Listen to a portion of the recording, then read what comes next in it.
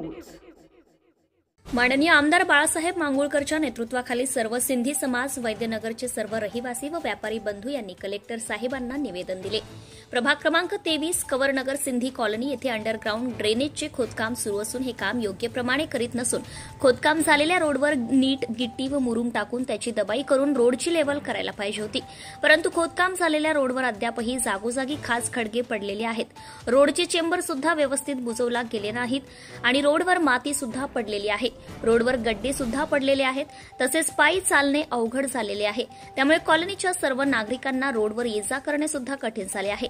मोठ्या प्रमाणात अपघात होत असून प्रभाग क्रमांक 23 कवरनगर मधील समस्त नागरिक यापूर्वी दिनांक 17/2/2025 ला आपल्याला लेखी निवेदन दिलेले आहे, परंतु त्यावर कोणतीही कारवाई झाली नाही।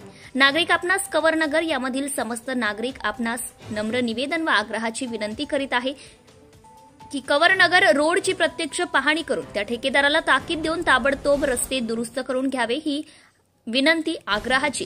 यानंतर कारवाई झाली नाही तर आम्हाला जन आंदोलन करावं लागेल। पाऊस झाल्यामुळे सर्व रस्ते चिखलमय झालेले आहेत, त्यामुळे अपघात होत आहेत।